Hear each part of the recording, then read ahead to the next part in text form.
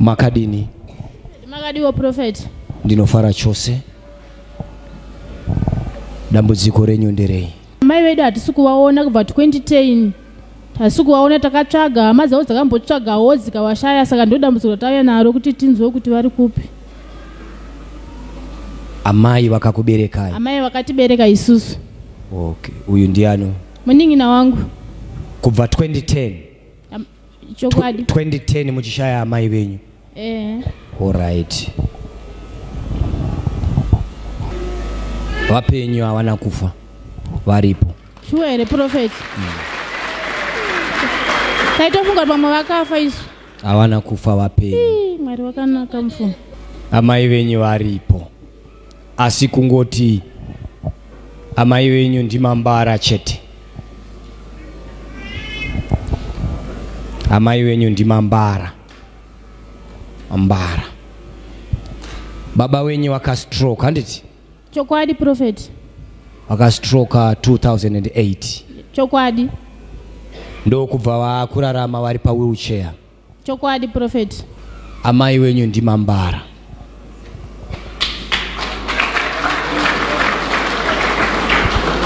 Amai wenyu mambara chaye chaye. Big mambara. Mai wenyu. Pavakanga vachigara pa amai venyu vakanga vachita gumbo mumba, gumbo panze, gumbo mumba. Saka pavakazoona kuti vaita pamuwiri, vakaona kuti zvinozonyadzisa kuti zvinonzi pamuwiri pacho pabva nokupi umwe wako uyu achirwara zvakadai. Saka vakabva vatiza nechikomba. Amai venyu vari kuLusaka kuZambia. Vatori nechimwana chatokura. Mai venyu ndimambara mazvizi kwaka vakatiza nechikomba kuti vatize pamba apa vakanga vaita nhumbu yakanga isati yakuoneka. Vakaona kuti saka zvinozotaurika sei manje, ndokubva vasotoka. Ende handifungidzire kuti vanodzoka because nyadzi vanadzo. Ndo nyaya iripo. Vapenyu vari kutoenjoya. Ndiri kuona vanenge vari kuita zvekutengesa futi koko kuZambia ikoko. But pari zvino zvavakura vanenge vazodzikama zvavo.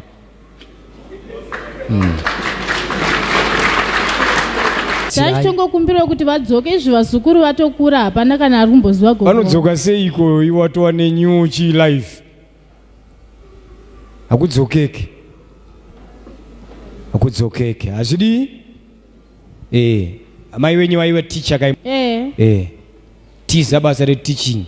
Baba. VakuZambia zvavo vachinakirwa nechikomba. Rambai makamira nababa wenyu, handitika?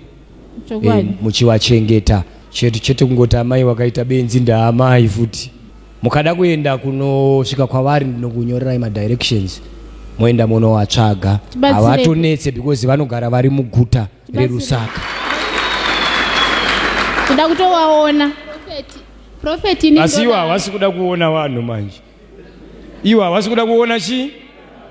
Saka toita sei kuti ada kuonekwa hasi kuda kuona vanhu? Because ari kuda kuonekwa vacho hasi kuda kuona vanhu. Ari kutoti vakunzwa kunyara because baba venyu vachashanda ndo vakaendesa amai venyu kuchikoro. Chokwadi. Vakadzidzisa vanhu kudzidzisa mukadzi. Upenyu hauna kuzofambawo zvakanaka.